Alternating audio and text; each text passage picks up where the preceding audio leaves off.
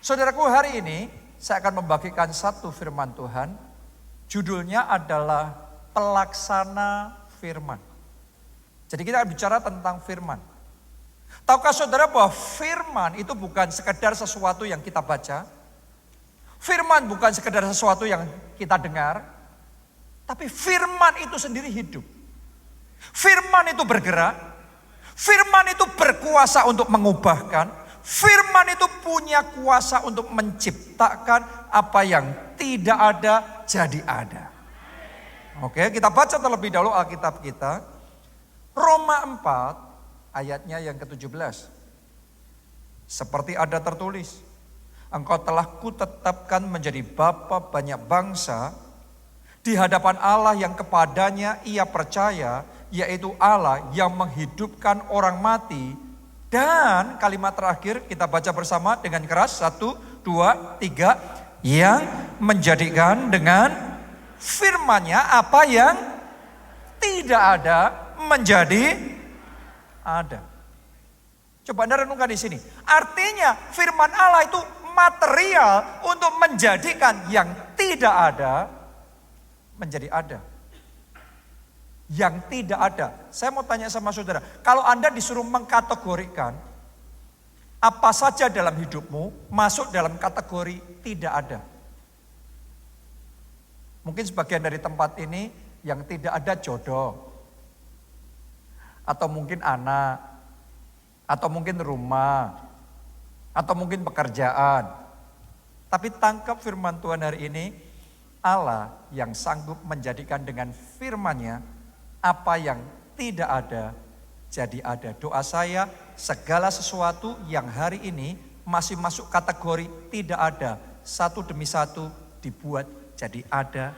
Jadi ada, kesembuhan ada, mujizat ada, kemenangan ada, kesaksian-kesaksian yang besar akan ada. Anda akan ceritakan dalam hidup saudara oleh kuasa firman Tuhan. Firman Tuhan itu seperti kayak listrik. Tadi pagi buta tadi ruangan ini masih gelap. Tapi begitu saklarnya dipencet, maka tiba-tiba yang gelap jadi terang. Benar apa tidak? Sama halnya dengan kuasa firman Tuhan juga, tadinya gelap, tadinya nggak ada apa-apanya. Tetapi begitu firman Allah diperkatakan, firman Allah diucapkan, maka yang tidak ada jadi ada. Kita baca Kejadian 1 ayat 1 sampai ayat yang ketiga. Pada mulanya Allah menciptakan langit dan bumi. Ditulis di sini Allah menciptakan, God create. God create. Anda coba kita belajar dari ayat ini bagaimana Allah menciptakan. Gimana yang gak ada supaya jadi ada. Ayat yang kedua perhatikan. Ditulis begini, bumi belum berbentuk. Dan apa? Yang kedua, kosong. Terus yang ketiga, gelap gulita menutupi samudra raya. Dan roh Allah melayang-layang di atas permukaan air. Saya mau tanya sama saudara, kalau ditulis roh Allah melayang-layang di situ, berarti di situ sudah ada Allah belum? Sudah ada. Allah sudah ada di situ. Herannya Allah ada. Kenapa kok bumi masih belum berbentuk? Ada Allah tapi masih gelap. Ada Allah semuanya kosong. Kok belum kebentuk, kok belum ada yang jadi? Padahal Allah sudah ada. Berapa banyak dalam hidup kita merasa hal yang sama. Kita sudah punya Tuhan. Ada Tuhan dalam hidup kita. Ada Tuhan dalam hati kita. Tapi kenapa gak ada kuasa? Kenapa gak ada kemenangan? Kenapa gak ada mujizat? Jangan-jangan sebagian dari kita merasa seperti kejadian pada waktu itu. Semuanya belum kebentuk nih. Ngelihat teman-teman kita yang lainnya maju, wah ngerjain ini jadi itu. Kita kok ngerjain apa-apa belum jadi. Semuanya masih gelap. Kita ngelihat sekeliling kok gelap semua, gak ada terangnya, gak ada titik terangnya, gak ada solusinya, gak ada jalan keluarnya untuk situasi kita. Padahal Allah ada. Ternyata saudaraku, kuncinya ada di ayat yang ketiga. Saya berdoa ketika Anda menangkap ayat yang ketiga ini, mulai hari ini kehadiran Allah dalam hidup saudara akan memanifestasikan kuasa yang besar. Sehingga yang tidak ada akan menjadi ada di dalam kehidupan saudara. Ayat yang ketiga, saya bacakan, ditulis begini. Berfirmanlah Allah, jadilah terang. Saya pernah cerita sama saudara di dalam bagian ini. Bahasa aslinya itu ngomong gini, berfirman Allah, terang jadi. Oke, jadi Allah memerintahkan yang belum ada. Terang apa? Jadi. Pada waktu itu semuanya gelap. Tapi yang Allah perkatakan terang jadi. Artinya antara firman dengan keadaan itu berkebalikan. Mungkin itu yang Anda rasakan saat ini dengar khotbah tiap minggu di gereja. Tapi kok beda ya sama situasiku. Firman Tuhan ngomongnya begitu, tetapi kenapa keadaan saya persis sebaliknya. Tahukah saudara, seringkali ya kayak gitu. Dimulainya awalnya roh Allah ada aja, tetapi keadaannya tetap gelap. Dan itu beda sama firman Allah yang adalah terang. Tapi ketika firman terang itu diperkatakan, diucapkan, terang jadi. Walaupun gelap, tapi ngomongnya terang jadi. Oh, saya berdoa mulai hari ini Anda tahu berkata-kata. Anda tidak sekedar berkata-kata menjelaskan analisa keadaan saudara, analisa situasi saudara. Doa saya mulai hari perkataan mulut saudara untuk memperkatakan firman Allah. Perkataan mulut saudara untuk melepaskan kuasa di dalam firman Allah. Karena ketika Allah berkata terang jadi, walaupun melihatnya gelap, walaupun di sekelilingnya belum kebentuk, semuanya gelap gulita, kosong semuanya. Tapi ngomongnya terang jadi. Mari kita baca ayat ketiga tadi bagian terakhir. 1, 2, 3. Lalu apa? Terang jadi. Ditulis begini. Lalu, berarti tadinya belum. Setelah Allah berfirman, lalu, maka babak berikutnya yang gelap sekarang terang jadi. Mulai hari ini sementara firman ini diperkatakan atas hidup saudara, saya berdoa mujizat jadi. Kesembuhan di dalam tubuh saudara sekarang terima. Terjadilah dalam nama Yesus pemulihan keluarga, pemulihan dalam pernikahan itu jadi. Saya berdoa mujizat-mujizat besar seperti yang tadi kita nyanyikan. Saya nggak tahu ketika tadi Anda menyanyikan, sebagian orang cuma nyanyi lagu. Ku nyanyi haleluya, mujizat besar pasti terjadi. Tapi saya tidak sekedar menyanyi lagu, saya sedang memperkatakan firman Allah. Aku nyanyi haleluya, aku sorak haleluya, mujizat besar pasti terjadi. Ketika Anda tahu memperkatakan firman Tuhan, satu kuasa Allah akan dilepaskan. Dan ketika kuasa Allah bekerja, mujizat jadi. Terima itu, tangkap itu, aminkan itu dalam nama Tuhan Yesus, amin. Saya berdoa dalam hidup saudara mujizat keuangan jadi. Pertobatan seisi keluarga, bahkan keluarga besar saudara jadi. Kemenangan saudara mengalahkan dosa. Kadang-kadang dalam hidup kita kepingin menang atas dosa. Tapi jatuh bangun terus, gagal lagi, salah lagi. Tapi saya berdoa kemenangan atas dosa jadi. Kelegaan dan damai sejahtera. Hidup saudara dipenuhi damai dan sukacita dari Tuhan. Jadi depresi, stres, frustasi lenyap, diganti sukacita ilahi yang dari Tuhan. Kita kasih tepuk tangan yuk yang meriah buat Tuhan kita. Mari kita lihat cara kerjanya firman Tuhan itu. Kenapa kok bisa membuat yang tidak ada jadi ada? Ada di ayat Yesaya 55. Ayat 10 sampai ayat yang ke-11. Nanti Anda akan ngerti gimana kok firman itu bisa membuat yang tidak ada jadi ada. Ternyata digambarkan seperti ini. Sebab seperti apa? Hujan. Gambarannya tuh firman kayak hujan dan salju turun dari langit, artinya dari atas. Firman itu datangnya dari Tuhan. Oke, dan seperti hujan dan salju turun dari langit dan tidak kembali ke situ, tidak balik naik ke atas lagi. Melainkan apa? Mengairi bumi. Tadinya buminya tandus, sekarang diairi. Maka yang tandus jadi basah. Oke, lihat ini. Membuatnya apa? Subur. Tadinya gersang, sekarang sudah diairi. Yang gersang jadi subur. Dan kemudian apa? Menumbuhkan tumbuh-tumbuhan. Artinya tadinya benih-benih yang ada di situ karena kering, tandus, dia nggak bisa bertumbuh. Tapi begitu hujan turun, maka benih-benih itu akan mulai tumbuh. Dan akan mulai muncul tumbuh-tumbuhan. Terus lanjutkan. Memberikan benih kepada penabur dan roti kepada orang yang mau makan. Kenapa? Ini panen. Begitu panen, Anda dapat tuaian itu, maka dua. Yang sebagian Anda makan, Anda nikmati, itu roti untuk dimakan. Yang sebagian itu benih berikutnya untuk ditaburkan, supaya ada panen berikutnya. Tapi ini kuasa firman Tuhan. Ternyata firman Tuhan ketika diperkatakan, terang jadi. Dalam nama Yesus terang jadi. Alkitab ngomong, biarlah yang tidak berdaya berkata, aku pahlawan. Walaupun kita lagi lemah, walaupun kita lagi kalah, walaupun kita dibuat tidak berkutik, walaupun jalan kita semuanya ditutup, tapi dalam Yesus aku pemenang. Ada lebih dari pemenang. Tuhan sanggup buka jalan. Ketika engkau mulai memperkatakan itu seperti tadi.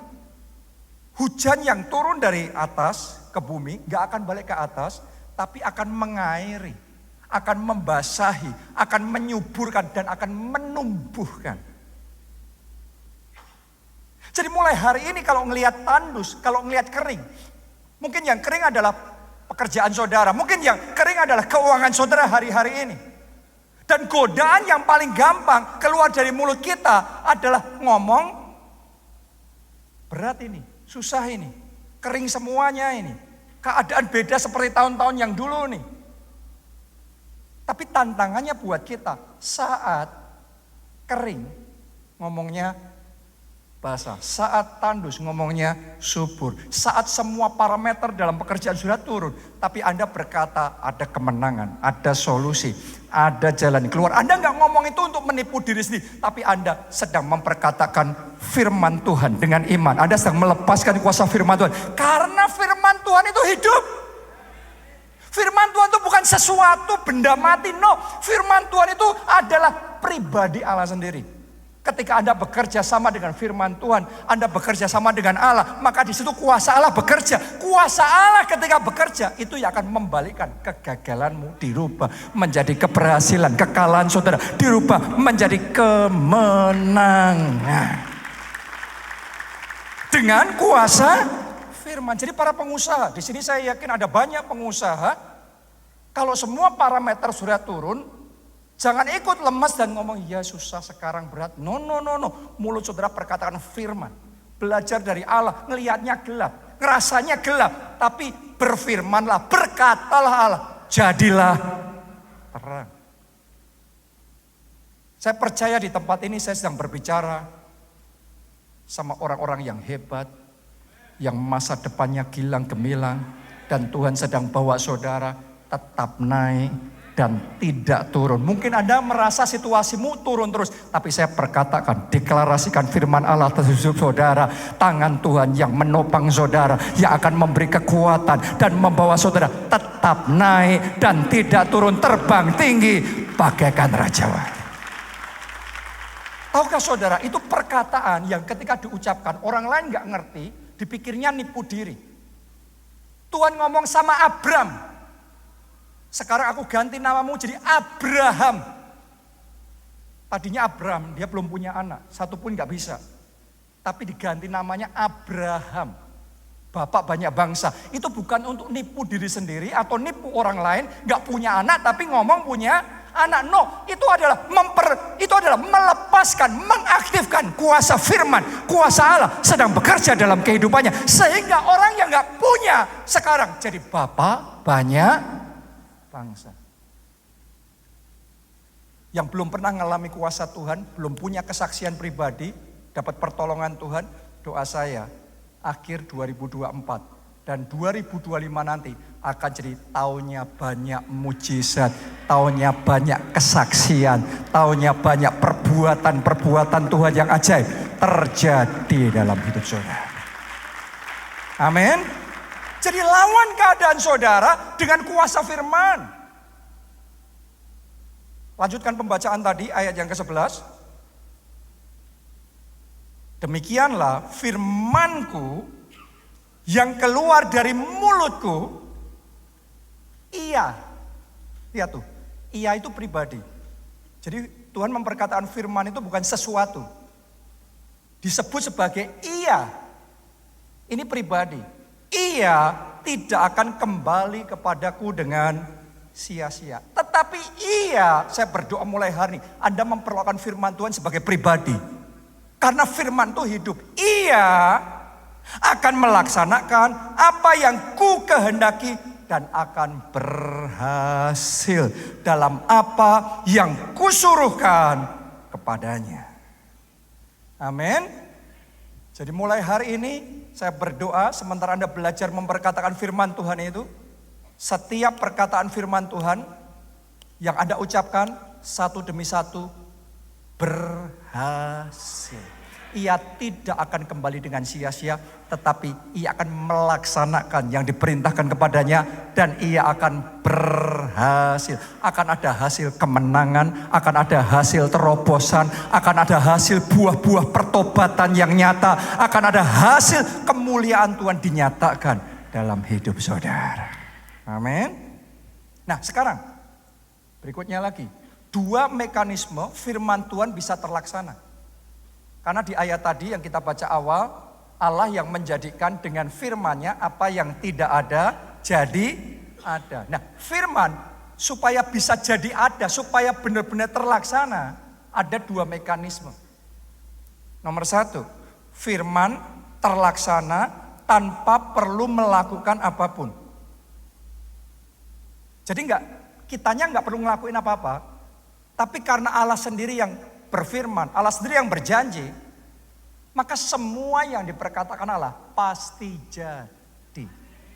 Dalam hidup saya, dalam perjalanan saya sama Tuhan, saya belajar saudaraku, ada saat-saat tertentu Tuhan ngomong sama saya, kamu duduk manis saja. Aku yang take over. Aku yang ambil alih situasimu.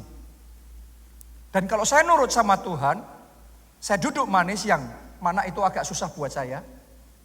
Karena saya tipe eksekutor, saya tipe yang di lapangan untuk wah ini itu dan lain sebagainya. Saya harus narik diri, nahan diri untuk belajar tinggal tenang dan percaya. Tapi kalau saya nurut yang Tuhan ngomong diam, saya diam. Tangannya yang ajaib. Dia yang akan bekerja. Membuat semuanya jadi. Walaupun kita nggak melihatnya mungkin. Walaupun kita nggak merasanya mungkin, belum tentu Tuhan tidak bekerja. Ada orang-orang di tempat ini, Anda belum melihat Tuhan bekerja, tetapi tanpa engkau sadar, di balik layar Dia sedang bekerja. Dia sedang men-setting situasi-situasi dalam hidup saudara. Dia sedang membuat pengaturan-pengaturan untuk bekerja, membuat yang difirmankannya jadi terlaksana di dalam hidup saudara. Oke, contohnya Maria. Coba Anda renungkan. Maria ini gadis polos, gadis sederhana, orang biasa, bukan darah bangsawan, bukan keturunan ningrat atau pejabat tinggi. Ini orang biasa, tiba-tiba didatangi sama malaikat, terus kemudian malaikat ngomong, kamu Maria akan mengandung dan kamu akan melahirkan Sang Mesias, Juru Selamat dunia. Saudaraku, orang biasa nih, terima perkataan sebesar itu. Gimana caranya? Gak mungkin. Secara manusia itu beyond her. Secara manusia itu melampaui dirinya sendiri. Impossible. Makanya Maria ngomong, gimana caranya Tuhan? Aku belum bersuami. Kok bisa mengandung, bisa hamil? Kadang-kadang kita ketika menerima rema dari Tuhan, menerima janji dari Tuhan, gimana caranya Tuhan? Bayar semua utang ini, 7 keturunan enggak selesai. Tapi Tuhan ngomongnya lunas. Gimana caranya Tuhan? Padahal kedokteran semuanya ngomong ini enggak mungkin. Ini penyakit ini hanya mungkin dirawat supaya enggak terlalu cepat bertambah parah, supaya ya dipertahankan sebisa mungkin. Tapi kok firman Tuhan ngomong sembuh? Gimana ini caranya? Waktu Maria bertanya-tanya seperti itu, malaikat ngomong gini, sudah kamu gak perlu tahu caranya. Roh Kudus akan menaungi kamu dan semuanya jadi. Ada hal-hal tertentu Tuhan akan memberitahu kita, kamu harus begini, kamu harus begitu, lakukan ini, lakukan itu. Tapi ada momen tertentu Tuhan akan ngomong sama saudara, duduk manis saja di sini. Aku yang akan bekerja dalam hidupmu. Ada seseorang di tempat ini melalui firman Tuhan. Tuhan akan nyatakan kuasanya. Engkau terima rema ini, instruksi Tuhan ini. Dan engkau taat duduk diam. Tuhan take over keadaan keluarga saudara. Tuhan take over pekerjaan keuangan saudara. Dan Anda akan melihat mujizatnya nyata.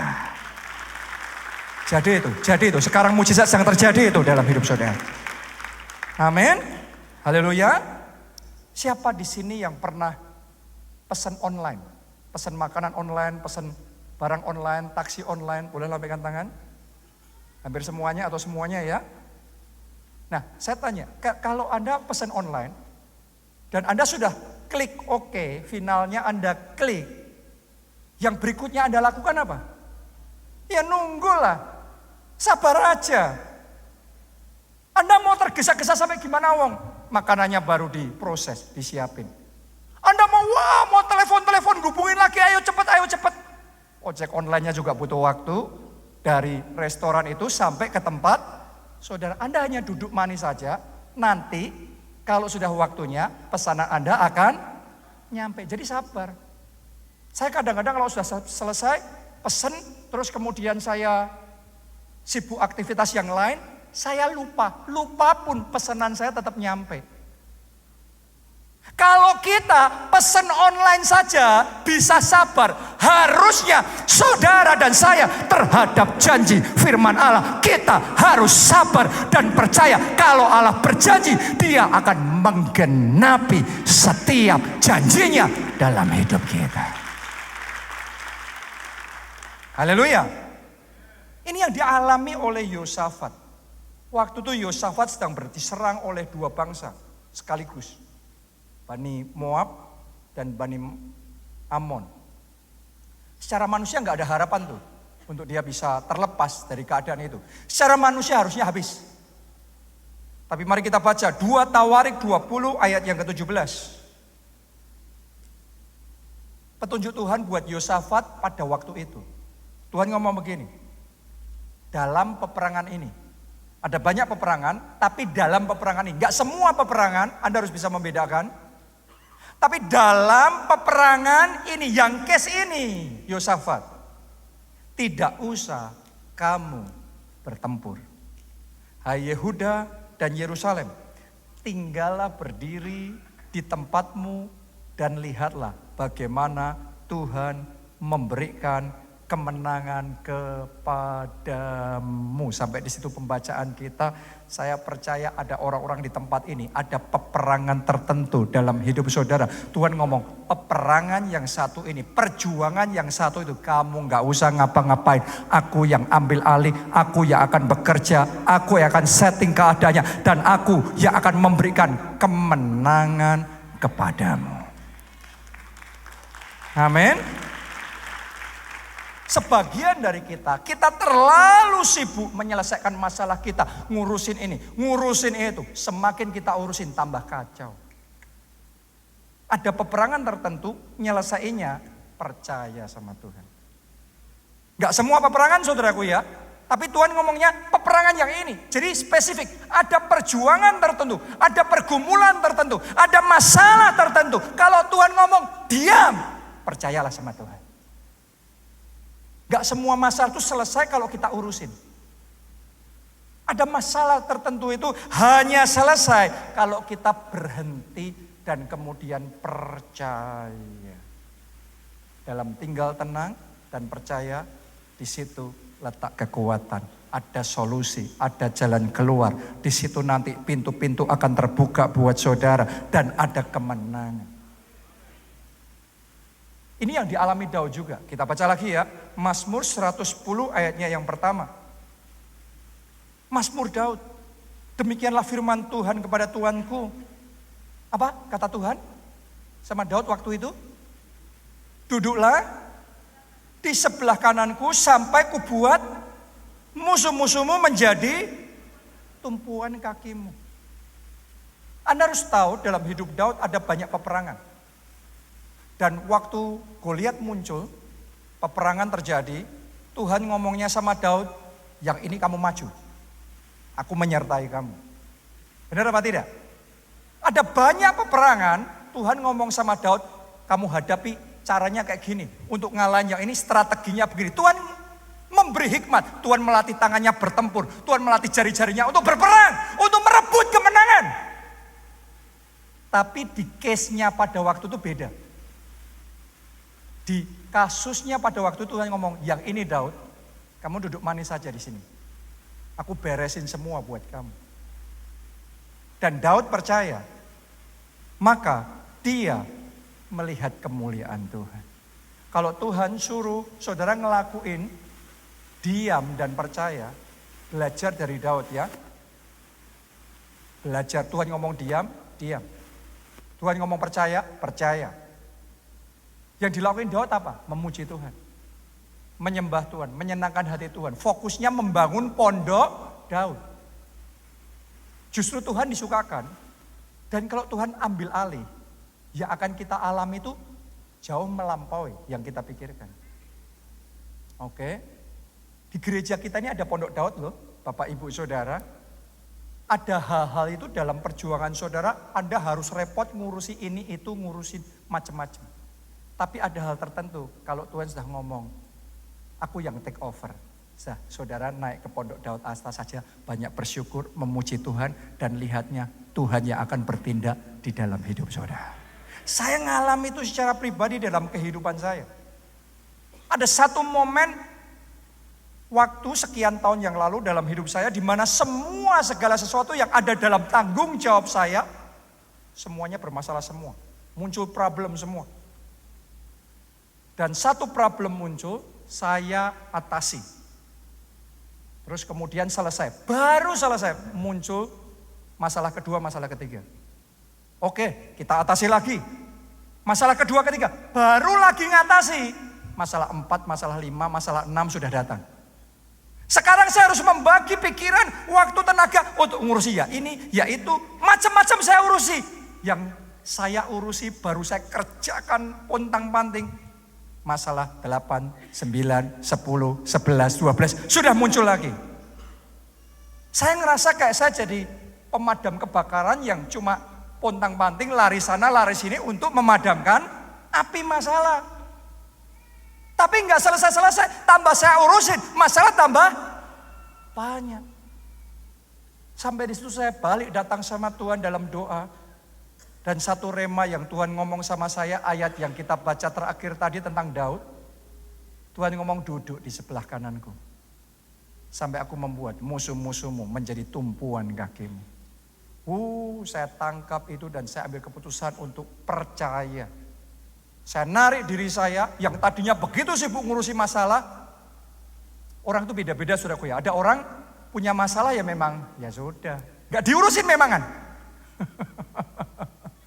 Tapi orang kayak saya gak kayak gitu. Saya orang yang ada masalah kita hadapin. Kita atasin.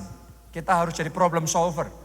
Jadi dengan tipe seperti saya harus menarik diri saya untuk tidak ngurusin masalah dan belajar mempercayakan semuanya sama Tuhan. Saya berdoa Anda juga bisa belajar mempercayakan keluargamu, mempercayakan anak-anakmu. Nanti kalau gini gimana Pak? Kalau gitu gimana? Percaya. Ketika saya belajar untuk percaya sama Tuhan, mari saya beritahu saudara, saya tuh heran, benar-benar dibuat Tuhan terheran-heran. Itu satu masa di mana Tuhan tuh ngajarin saya ayat ini. Tidak semua masalah selesai dengan diurusin. Ada masalah itu baru selesai kalau kita diam dan percaya. Tuhan yang ambil alih, ini beres sendiri, itu beres sendiri. Orang-orang yang bersatu menyerang saya, tiba-tiba tercerai-berai semuanya kacau semuanya mereka. Dan keadaan dibalikkan begitu rupa. Akhirnya ada kemenangan, ada terobosan, ada kemajuan. Malah ada lompatan-lompatan besar yang Tuhan kerjakan. Doa saya, terjadilah itu juga. Terjadilah dan alamilah itu secara pribadi dalam hidup saudara. Belajar percaya. Malah kadang-kadang kalau kita nggak hati-hati, kita gegabah bertindak saat Tuhan ngomong diam, maka kita itu bisa menggagalkan apa yang seharusnya kita bisa alami dari Tuhan loh. Saya nggak punya waktu untuk cerita sama saudara, akan tetapi ini yang dialami oleh Raja Saul pada waktu itu. Dalam peperangan melawan Amalek, Tuhan ngomong, Nabi Samuel ngomong, menyampaikan pesan Tuhan kepada Raja Saul, kamu tunggu 7 hari. Sampai aku datang dan aku yang akan mempersembahkan korban, setelah itu baru kita perang. Tapi sampai dengan waktu yang ditentukan, Nabi Samuel belum datang. Padahal musuh sudah mulai menyerbu. Akibatnya barisan tentara Israel mulai kacau ini, mulai goyang nih, mulai kocar-kacir nih. Dalam keadaan yang seperti itu, Raja Saul panik. Disuruh nunggu, tapi sekarang panik dia. Dia langsung take over, sudah aku ambil alih aja. Aku yang memimpin mempersembahkan korban. Samuel nggak datang-datang ditunggu. Sudah kita jalan sendiri. Dia jalan mempersembahkan korban. Baru selesai, Samuel datang. Loh, kok kamu duluin Tuhan? Tahu nggak kamu, yang kamu lakukan bodoh. Padahal buat Raja Saul, yang dia lakukan pinter. Kadang antara yang kita pikirkan sama perspektifnya Tuhan, itu bisa beda loh. Kadang kita pikir benar kalau saya ngurusin ini, kalau saya harus ngelurusin keadaan itu. Orang lain kayak gitu, pasangan saya kayak gitu, harus saya luruskan, nggak benar ini. Belum tentu yang kita pikir benar, belum tentu yang kita pikir tepat tindakan itu di dalam benaknya Tuhan tepat. Kadang-kadang ada waktunya nahan mulut kita untuk nggak bicara. Nahan tindakan kita untuk tidak bergerak. Karena Raja Saul gegabah, disuruh nunggu, dia langgar, dia tabrak. Sejak hari itu, pesan Tuhan disampaikan. Urapanmu ditarik, dipindah ke orang lain. Dikasih kepercayaan Tuhan itu kepada orang lain. Akhirnya apa yang harusnya rencana Tuhan besar, yang harusnya bisa dia alami, gagal karena gegabah bertindak. Saudaraku, kadang ketaatan terbesar yang kita bisa lakukan adalah belajar diam. Kalau Tuhan ngomong diam, maka diam. Saya masih ingat sekali ketika kita melakukan pembangunan tempat ini. Saya pertama kalinya diajarin sama Tuhan dalam pembangunan gedung gereja secara finansial untuk diam. Dalam sejarah gereja kita, setiap kali kita pembangunan gedung gereja selalu akan ada janji iman, pengumpulan dana, selalu akan ada gimana usaha ini itu dan lain sebagainya supaya bisa terbangun. Tapi waktu pandemi kemarin 2020 semuanya berhenti. Tuhan ngomongnya diam. Pembangunan suruh jalan, tetapi secara finansial gak usah pengumuman. Gak usah pengumuman, gak usah janji iman, gak usah ngasih tahu siapa-siapa. Jalan aja terus. Anda bayangin, itu keadaan yang paling tidak mungkin. Semua gereja ambles semuanya. Dan ini adalah pembangunan yang besar buat kita. Nggak mungkin secara manusia.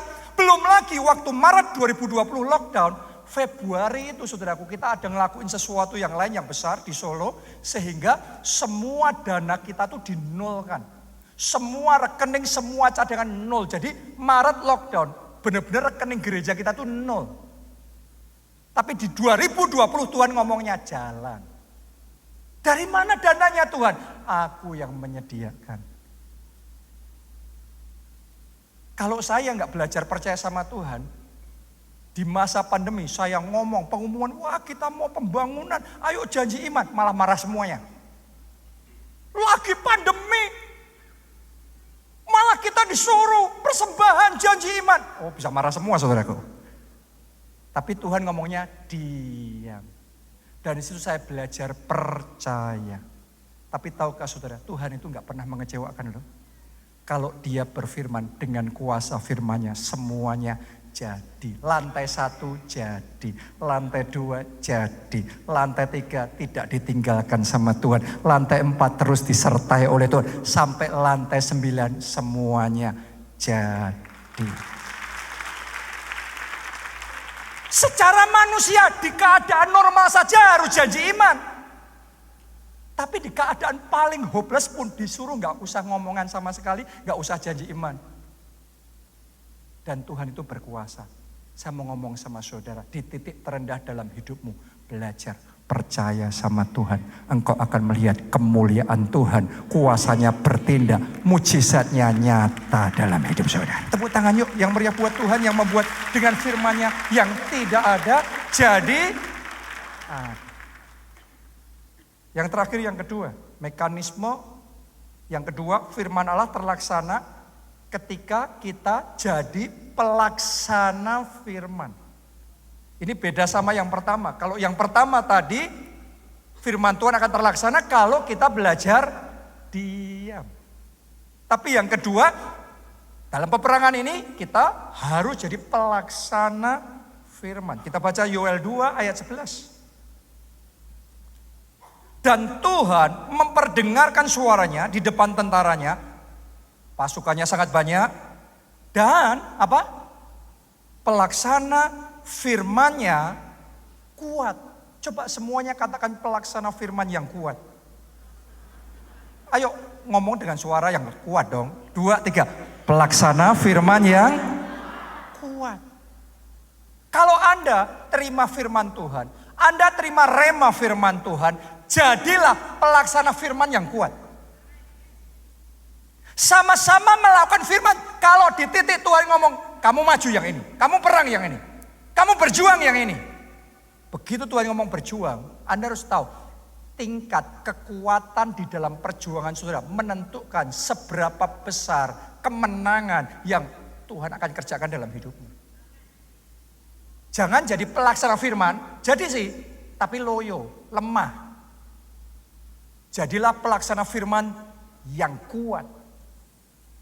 Kalau Tuhan suruh Anda untuk bergerak, bergeraklah. Kalau Anda disuruh oleh Tuhan maju menghadapi Goliat, maju hadapi itu. Berjuang all out, segenap kekuatan kerahkan itu. Jadilah pelaksana firman yang kuat. Anda akan melihat kuasa Tuhan besar dinyatakan dalam hidup saudara. Mari kita baca yang dialami oleh Yosua dan bangsa Israel. Kita baca di Yosua 23 ayat 14. Maka sekarang, ini pidato terakhirnya Yosua sebelum dia meninggal. Ya, jadi ini pesan terakhir. Maka sekarang sebentar lagi aku akan menempuh jalan segala yang fana. Sebab itu insaflah dengan segenap hatimu dan segenap jiwamu, bahwa satu pun dari segala yang baik yang telah dijanjikan kepadamu oleh Tuhan Allahmu tidak ada yang tidak dipenuhi. Semuanya telah digenapi bagimu. Tidak ada satupun yang tidak dipenuhi. Saya berdoa blessing yang ini Tuhan berikan dalam hidup saudara. Mulai hari ini semua yang pernah dijanjikan Tuhan sama saudara. Semua visi dan impian yang pernah Tuhan taruh di dalam hidup saudara. Setiap rema yang Tuhan berikan dalam hidup saudara. Semuanya tergenapi. Tidak ada yang tidak terjadi. Semuanya terjadi dalam hidup saudara. Tapi Anda harus tahu. Di kasusnya bangsa Israel dan Yosua ini untuk dapat janji Tuhan, yaitu tanah perjanjian, tanah yang berlimpah-limpah dengan susu dan madunya, cara dapatnya bukan dia.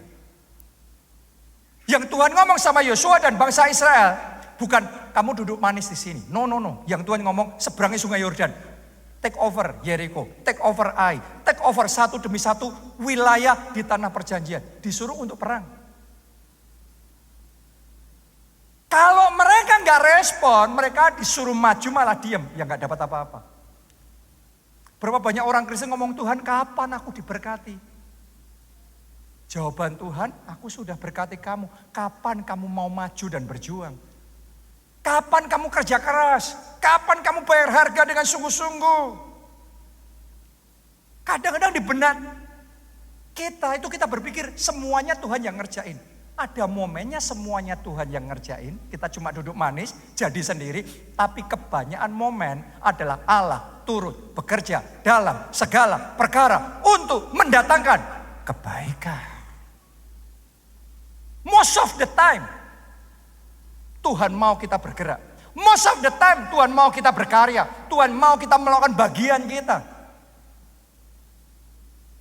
Makanya di dalam Tuhan memberikan janjinya kepada Yosua dan bangsa Israel, ada satu warning yang Tuhan kasih. Coba kita baca lagi ya kitab Yosua tadi, mundur beberapa pasal. Kita baca Yosua 18 ayat yang ketiga. Sebab itu berkatalah Yosua kepada orang Israel, berapa lama lagi kamu bermalas-malas sehingga tidak pergi menduduki negeri yang telah diberikan kepadamu oleh Tuhan Allah nenek moyangmu. Jadi di mata Tuhan, Tuhan tuh ngomong, aku sudah memberikan loh negeri ini sama kamu. Dan kalau Anda baca Alkitab, Anda akan mendapati Tuhan sudah ngomong sama mereka, aku kasih sama kamu wilayah dari sono sampai sono ya. Terus dari sebelah sini sampai situ ya. Semuanya ini disebutin Tuhan satu persatu, ku berikan kepadamu. Tapi ternyata di dalam perjuangan mereka, ketika mereka fight merebut perjanjian, mereka dapat tanah di sini, mereka dapat tanah di situ, dapat sini, dapat situ. Baru setengah, terus mulai nyaman. Terus mulai capek, nyantai dulu, Sampai ditegur sama Yosua, kapan? Berapa lama lagi kamu akan malas-malasan? Itu sudah kuberikan kepadamu. Tapi hanya kamu dapat kalau kamu perang. Kadang-kadang sebagian orang Kristen berpikir kalau Tuhan sudah ngasih janji, maka terjadi sendiri. Tiba-tiba semua penduduknya menyerah sendiri. Silahkan ambil alih semuanya. Maunya terima jadi. No way. Ada situasi momen Anda gak usah ngapa-ngapain, Tuhan yang akan ngelakuin. Tapi most of the time, kebanyakan kalau Tuhan janji, kita harus meresponi, kita harus berjuang, kita harus fight, kita harus mengerahkan segenap kemampuan kita, segenap kekuatan kita untuk mengejar janji Tuhan. Sampai semuanya, semua yang baik yang dijanjikan Tuhan kepada kamu, semuanya tergenapi 100%. Tidak ada yang terluput, tidak ada yang terlewat. Semuanya terjadi dalam hidup kita. Ini seperti kayak janda Sarfat dalam kesulitan keuangan. Anaknya sampai mau diambil jadi budak. Datang sama Nabi Elia, minta tolong. Terus dikasih petunjuk Tuhan. Oke, Tuhan akan bekerja dalam hidupmu. Tapi kumpulkan bejana. Jangan terlalu dikit. Yang banyak. Karena bejana-bejana itu akan penuh dengan minyak. Saya mau tanya sama saudara, kalau Tuhan sudah ngomong seperti itu, kuasa Tuhan bekerja, mujizat pasti terjadi enggak? Pasti. Cuma sama-sama terima rema dari Tuhan seperti itu, disuruh ngumpulin bejana. Dia ngumpulin bejana, tapi nggak mau repot. Ngumpulin bejana, aku sudah loh ngumpulin bejana sudah, ngumpulin. Tapi nggak mau repot. Cuma 3 bejana. Mujizat tetap terjadi nggak? Tetap terjadi. Anda nggak mau kerja keras pun, kalau Tuhan sudah mau ngadain mujizat tetap terjadi. Tapi dapatnya cuma 3. 3 bejana penuh dengan minyak. Mungkin gak cukup bayar hutangnya. Banyak orang itu sudah dikasih mujizat sama Tuhan, tetap gak cukup. Mungkin. Ayo introspeksi. Jangan-jangan di dalam meresponi, di dalam menjadi pelaksana firman Tuhan. Jadi pelaksananya separuh-separuh. Separuh hati. Ngelakuin firman Tuhan tapi ala kadarnya. Janda Sarfat yang sama. Ini luar biasa. Dia nggak malas. Disuruh ngumpulin bejana. Dia kumpulkan 3, 10. Dia kumpulkan 20. Mungkin dia kumpulkan 30. Bahkan kalau orang yang sangat rajin mungkin kumpulkan 300. Saya mau tanya, lebih cepat mana? Ngumpulin 3 atau 300? Lebih praktis 3, cepat 3, nggak capek 3, tapi nothing yang dialami. Kadang-kadang untuk mendapatkan panen yang besar, Anda butuh kerja keras, Anda butuh untuk bisa capek mau pontang-panting sana sini melakukan semua yang harus Anda lakukan. Keringatan semuanya. Tapi pada akhirnya 300 itu yang akan mendatangkan mujizat yang besar, yang akan mendatangkan panen yang dahsyat, yang akan menjadi kesaksian yang besar di dalam kehidupan saudara. Jadilah pelaksana firman yang kuat.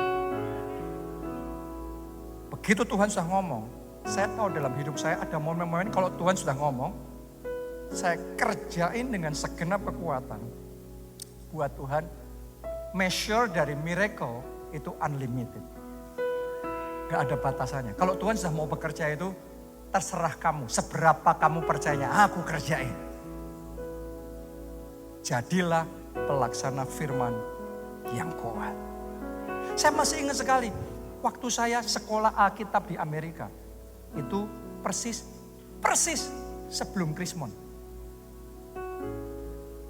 Dan waktu itu dolar masih 2000, sekitar itu.